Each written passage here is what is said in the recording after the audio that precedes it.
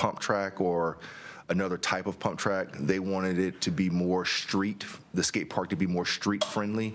Okay. And so we've removed that hazardous piece of equipment and we're working with American Ramp Company and the skaters that frequent that facility to get the equipment in there that they truly need. Okay. So this is not a new skate park. We're simply renovating what we have. Yes, sir. Thank you very much. I will not show my age and ask what a pump track is, but I have no idea what you're talking about. Yes, ma'am. Yeah, thank you, Mr. Royston. As he was saying, Mr. Royston was saying, the skate park was built almost 10 years ago. So it has outlived its, I'll say, usefulness because of the amount of skating that has been taking place there before we started to build skate parks in other areas of the city. But the one thing is, like I said, that one is used a lot. And if you don't believe me, just drive by there in the afternoons, on the weekends, old people, young people, kids, families up there skateboarding. It's a very good thing. Thank you. Can I get a motion on this, please? Move for approval. Second. We have a motion second on C2. If everybody please vote when it comes up.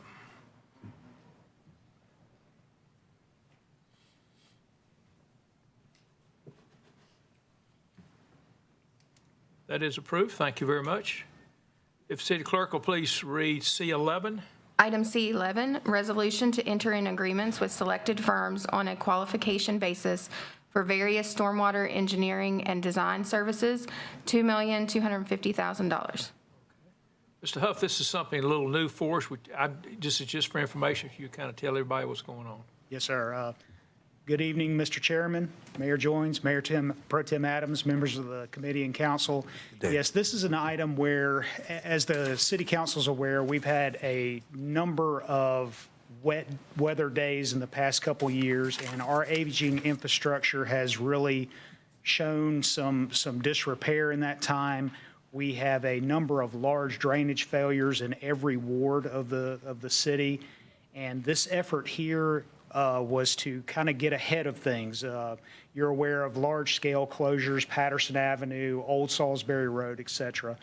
The effort here, and the item before you, is the staff in concert with purchasing went through an RFQ selection process and selected 3 firms, all qualified to do drainage projects. And the effort here would be to assign those consultants work under master services agreement concept, where they're given task orders. Some of the items you see here, 27th Street, Devonshire, Lansing Carver School, Gyro, they're just some of the larger ticket drainage projects we have on the backlog. And the goal would be to assign these consultants this work on a task item basis under that master services agreement. And it would be an amount not to exceed $750,000, with the master services agreement duration is 2 years. And if they perform successfully under that concept, then we could extend it for another year. So they will give you a price on each project as you get to it? Correct. We would negotiate a scope and fee under each task order to govern their work moving forward. Okay, thank you. Any questions? Mr. McIntosh? Not so much a question, but just kind of a clarification. The reason we're doing this is we are understaffed on the engineering side, correct? Yes, sir. The blessing and the curse of all this money coming out of Washington for infrastructure projects is that the money's coming, but we're not staffed to accept it. Not only are we not staffed, but nobody else is either. I mean, the DOT, state DOT, everybody's going for the same pool of talent. So we have to reach outside like this. Absolutely. And that's a world we're going to be living in for some time. You're spot on. And if you go through the traditional process, that road, that piece of infrastructure stays closed for a prolonged period of time. So this not only gives us more resources to allocate to the issue, it gives us a jump start on the time frame. So you don't have the prolonged closures we have in some cases around the city. Great. Thank you. Thanks, sir. If I could get a motion on this, please. Move for approval. Second. We have a motion second on C11. If you please vote when it comes up.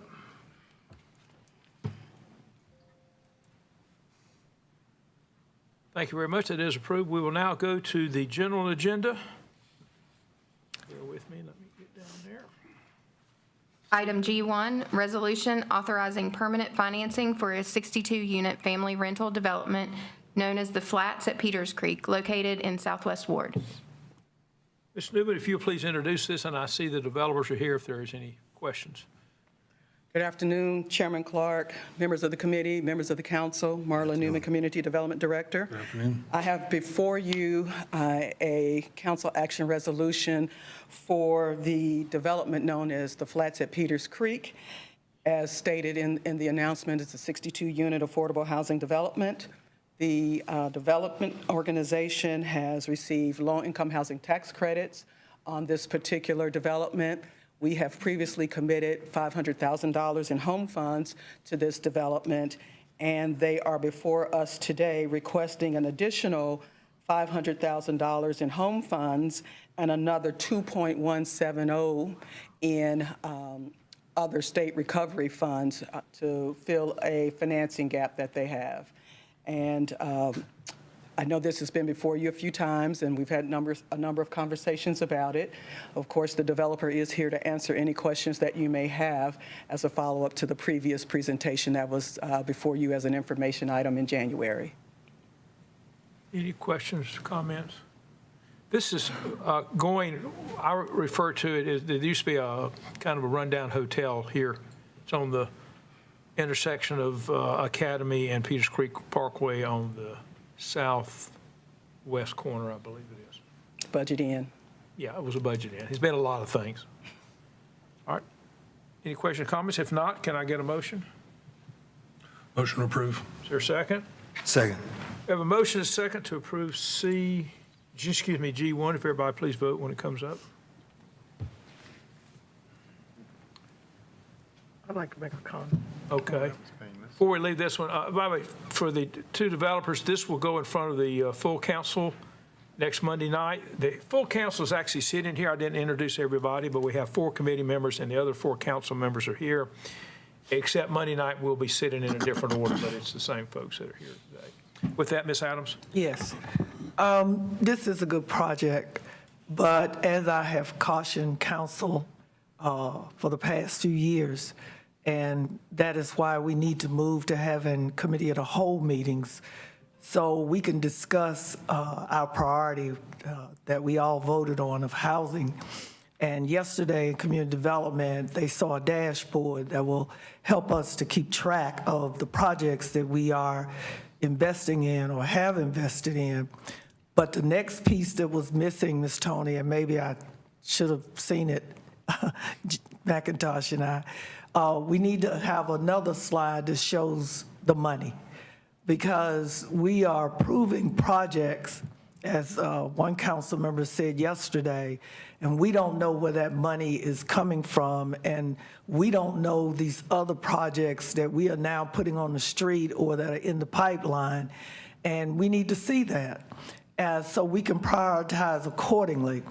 Again, our priority is housing, but I want the community to know that we will not be able to fund every project that comes to us with gap funding.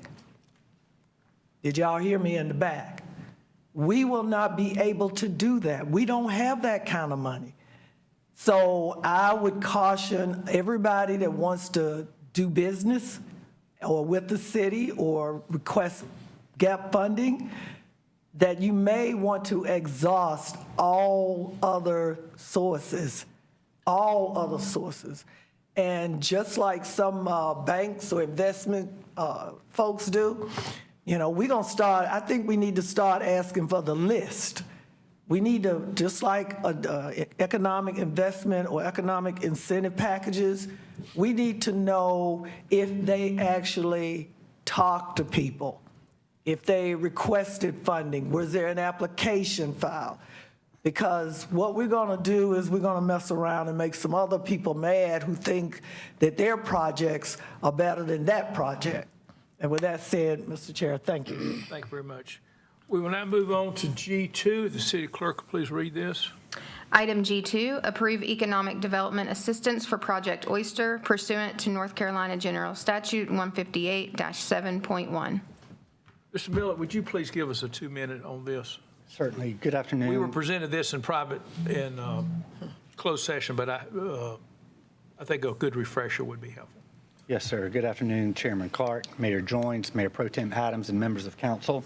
Good afternoon. This item does concern an economic development project that is codenamed Project Oyster. The company is a manufacturer of specialty textiles serving a variety of industries, including aerospace and defense, apparel, medicine, and automotive. The company currently has over 260 employees across 4 states and forecasts the need for additional manufacturing operations. Winston-Salem and another state in the Northeast are currently being evaluated. Project Oyster is seeking financial assistance to reduce its capital outlay associated with the new facility. The company would create 59 new jobs over the first 5 years. Salaries would range between $46,000 and $125,000 at an average salary of $64,000. Taxable capital investment is expected to total $41.7 million over the first 5 years. The resolution authorizes the city to provide up to $554,908 in performance-based economic development assistance to the company. This is equal to approximately 50% of the net new taxes estimated to be generated by the project over the first 5 years. In addition to city assistance, the company has requested financial assistance from both Forsyth County and the state of North Carolina. If the Finance Committee does approve this item today, the public hearing will be held at the City Council meeting on March 6th. We have both Laura Lee and Ellis Kiefer with Greater Winston-Salem, Inc. here in support of the project. Thank you. Any questions or comments? Mr. Chairman? Yes, Mr. Mayor. Excuse me, I didn't see you down there. Thank you. I think it's always important that when we talk about this, the voters or folks may hear $500,000 we're paying out, but I think it's important to note that the company's going to be paying us $1.1 million over that same period of time. We're simply returning a portion of those dollars back to the company. $41 million of investment, 59 new jobs, and it fits our profile very well with the type of companies we're looking for. So I think it's important that we always point that out, Mr. Taylor, to clear that. Thank you. And this is going to Ms. Taylor's word again. I'd be happy to move for approval. We have a motion. Do I have a second? Second. Thank you. We have a motion and a second. Everybody please vote when it comes up. That is approved. Thank you, Mr. Millett. I'm now going to go to G3, but Ms. Latham, come on up. I'm going to make a comment. We've got G3 and G4 that are first cousins of each other's. They both have to do with borrowing money. One has to do with selling 2/3 bonds, and Ms. Latham, if you'll explain what those are when we get there. The other one has to do with selling some GO bonds, but they're both the same animal, but slightly different nuances to them. So if you please start with G3, I'd appreciate it. Item G3, consideration of actions regarding the issuance of $8,895,000 2/3 general obligation bonds, Series 2023A. Good afternoon, Chair Clark, Mayor Joines, Mayor Pro Tem Adams, and members of the City Council. Good afternoon. This action would begin the legal process to issue the 2/3 bonds that were approved as part of the FY22 budget. The amount of the bonds to be proposed is $8,895,000 for various city projects previously approved. At this time, committee would only need one action to move this forward to the full council. But on February 20th, we would ask that the full council approve the resolution as to statement of facts, introduce the bond orders, and call for the public hearing to issue the bonds. Following that meeting, at the March 6th meeting, the City Council would hold individual public hearings for each of the bond orders and vote on each bond order, and then would be asked to pass a resolution to issue this debt, as well as the other debt that, as you said, is related, is under item G4. And there are 4 bond orders, if I'm looking correctly. That's correct. 4 bond orders, $3.25 million for street and sidewalks, $1.76 for parks and rec, $985,000 for public safety, and $2.9 million for governmental public facility improvements. And Mr. Mayor will be in charge of handling that at the full meeting. Thank you. Will you please explain to everybody what a two-thirds bond is? Yes, we are authorized to issue bonds without voter approval in the amount of two-thirds of the principal that was paid during the prior fiscal year. So we pay off $1 million, we can issue $667,000. That's correct, yes. So last year, we would have paid down in principal around $13.5 million, and that's how we get to our $8.895 million in two-thirds bonds. Okay, thank you. Any questions on G3? Mr. McIntosh.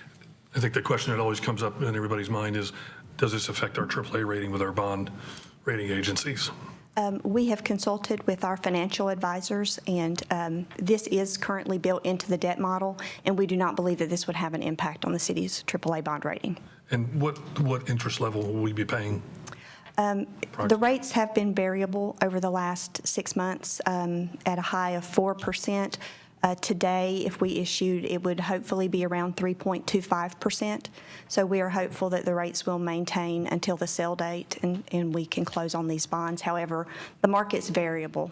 Will you take just a second to explain to the public why we get such a better interest rate than they get when they go to, say, get a home mortgage? Yes. Under the IRS rules, these governmental bonds would be tax exempt to the public.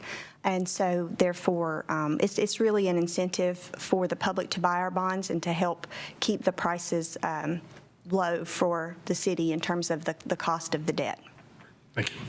And the city has a AAA rating, which is the highest possible Yes, for municipalities as far as the quality of our bonds. that's correct. The city's GO bond rating is AAA from all three, Fitch, Moody's, and Standard & Poor's. Thank you. Any other questions, comments? Ms. Adams?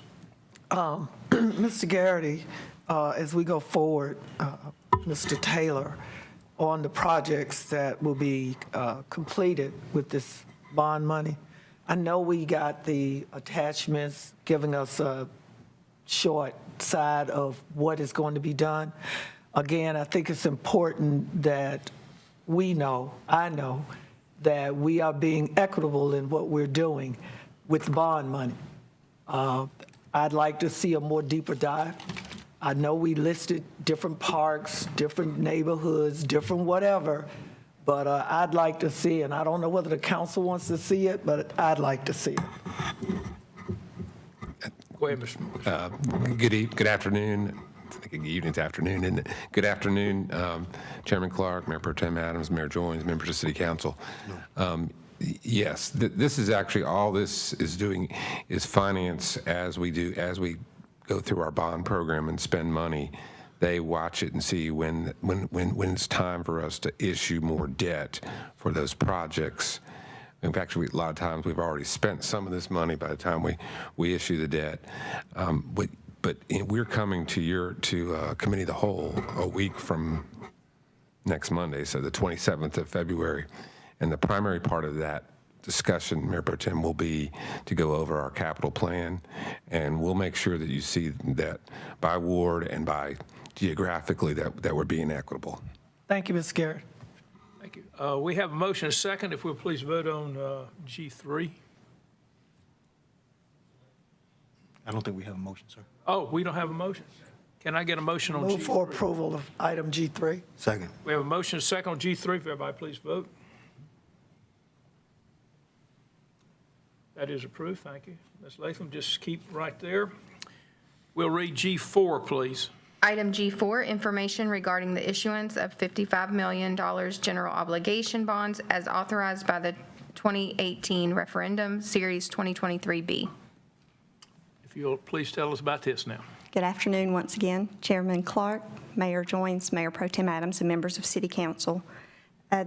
The 2018 referendum approved $122 million in general obligation bonds. As the manager said, we monitor the spending on the projects to determine when to actually issue the debt, when we need the funding to proceed, and many of these projects are well underway. At this time, we are requesting to issue $55 million in these bonds that were previously authorized.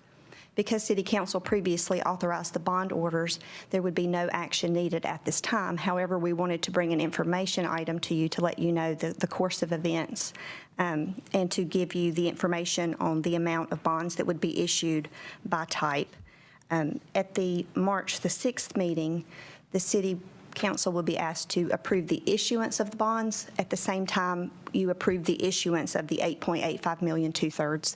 That's to keep everything together in one bond resolution. And you will probably sell these all together? Yes, they're considered separate issues, but they will be sold on the same day, on April the 18th, by the local government commission. Okay. And so if all goes according to schedule, we'll sell them April what? 18th. April 18th. All right, thank you very much. Any questions or comments on this? And again, the voters approved in 2018, $122 million of GO bonds. This is the second batch that we've sold, That's right.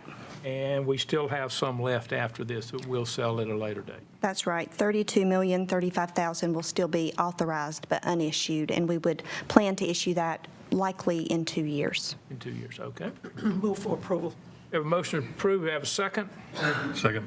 We have a motion second on G4, if everybody vote when it comes up.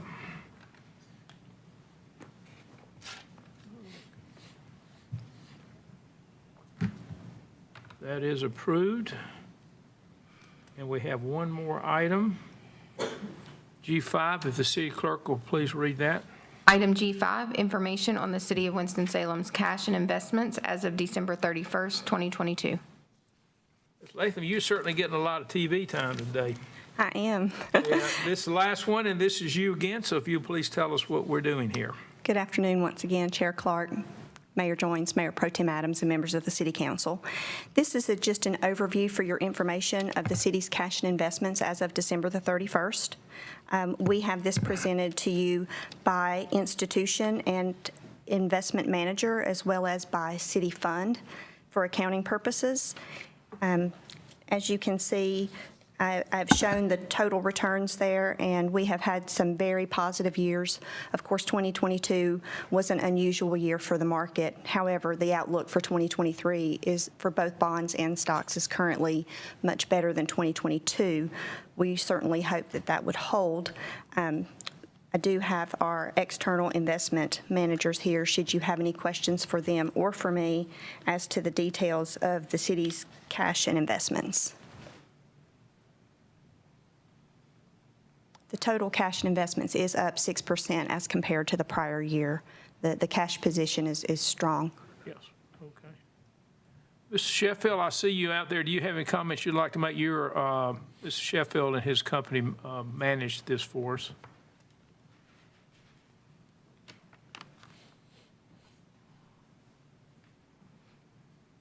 If you'll give your name and address for the record, please. Yes, Jack Sheffield, resident of Winston-Salem. Chairman Clark, Mayor Joines, Mayor Pro Tem Adams, members of the committee. First of all, we appreciate the opportunity to be here today. As Kelly mentioned, last year was not a great year for investments of any type, whether they were fixed income or equities. We do think that we're moving in the right direction. The Federal Reserve, as you know, is raising rates, trying to slow down our economy. We think the country is in good shape. Our state and our community, I think, is in good shape as well. We do think the economy is going to slow down as we move through the year. At some stage, interest rates will go down, but we're looking for a more favorable outcome for fixed income as equities as we look to the new year. Any questions on anybody? Mr. Chairman.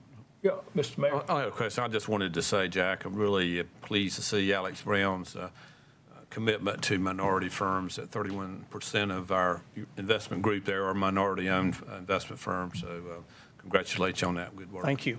In fact, we have been doing that for a number of years, and we've had a very good, I'd like to think, outcome and partnership in terms of doing that. Good. And I want to introduce Perry Cabian, who is a partner with me and his firm, Grand Street Partners. We're excited to be working with him as a part of the external advising area, working with the city. Yes, ma'am. Could we have him to come up, please? I'm gonna keep it real. We don't see many people look like that come down here talking about our money. So we need the public and the citizens to see that you are making an intentional effort to be intentional about some diversity and inclusion, because the money has our money in it as well. So would you introduce yourself, please? Good afternoon. Mayor Joines, Mayor Pro Tem Adams, and Chairman Clark, and the rest of the council. I'm Perry Cabian with Grand Street Capital Management. My firm has been operating since 2009 here in Winston-Salem. Known Mr. Sheffield for a number of years, and we decided to go and collaborate on your assets. And so what we'll be doing is providing support to Alex Brown as we go out and try to make sense of what's going on here in the markets. Thank you so much. Thank you, sir. Welcome aboard. Yes, Mr. McIntosh. Just, yeah, one second, just, so can you just talk to us in terms of, we see a percentage that we were down in 2022. Relate to us how many dollars, cents that represents, roughly? It's 9.1%. Yeah, so that would have been, that's a great question, not somewhere in the $35 million range, certainly material, I would say, as Kelly mentioned. We've already moved back up materially this year. Right. With positive equities so far, which are up about 7%, and fixed income, which is up about 3 or 4%. So you can have a rebound pretty quickly in that. But last year, there was nowhere to hide for anybody, unfortunately. Great, thank you. City Manager, Thank you, Jack. what line item in our finances does that affect? It's a good question. Good question, council member. Typically, we don't fund our operations with investment earnings. Usually, they're shown, in most cases, as just funding going to fund balance. As I think about it, the fairgrounds, that fund may. I'm gonna let Kelly answer, but for the most part, I was trying to help you out. Ms. Latham, if you'll comment on that. Yes, there are several funds where we do budget a very moderate amount of interest income, but for the most case, in most funds, we're not budgeting, and where we are, we were budgeting a mere fraction of the historical results in the fund. And the way that we account for the, we are required to mark the investments to market every June 30th. So you expect to see some variability from year to year. So for instance, we would have posted huge gains in 21 and in FY21. So yes, we had losses in FY22, but when you look at it over the past few years, we're still to the positive, and we certainly hope that trend we will be back to that trend in the years ahead. One area, Mr. McIntosh, where this does impact us, we manage our own retirement fund for the police officers. And we have an independent firm that calculates the liabilities for that, money that's owed, and then our assets. And ideally, you'd like 100% funded, meaning your liabilities are all covered. And I think right now we're at 80%, something like that. Something around that. It did dip a little bit due to the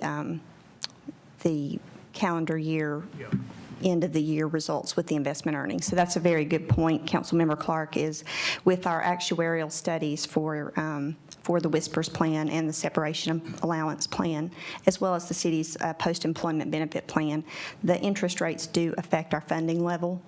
However, we've been very strong with our funding and contributions, and those are things we just have to be aware of year to year and monitor that funding. You will hear that number referred to a lot on a national basis. You hear about some states that have only 20 to 30% funded.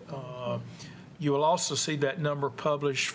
It actually comes out of Dale Falwell, who is a resident of Winston-Salem, who's the state treasurer, because all our other employees, including all the ones here, pension comes out of a fund that the state manages, and I think it's in the 90% number, something like that. So it is an important number, and I do sit on the committee that manages this for the police folks, and we look very carefully at that and adjust the amount of money we put in each year, and that does affect the budget because we're always heading towards 100%. That's right. And we have had some very good years Yeah. where the investment returns really bolstered that percentage that we're funded. And so, but as you said, we just continue to work towards that 100%. Ms. Garrity? I was going to add one thing that the actuarials do that I used to say, why are we doing this? And they smooth that rate over several years. They do. And when we were doing so great, I'm like, why are you smoothing it?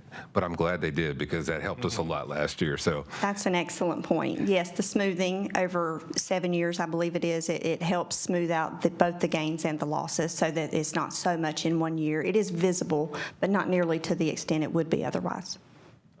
This is for information only, I believe. That's correct. Thanks, Kelly. Thank you. Thank you. With that, I believe that's the last item we have. Again, thank everybody being here today. Remember, next Monday at 6 o'clock, the city council will meet, but that's our new time. And with that, we will stand adjourned. All right. All right. Well done, sir.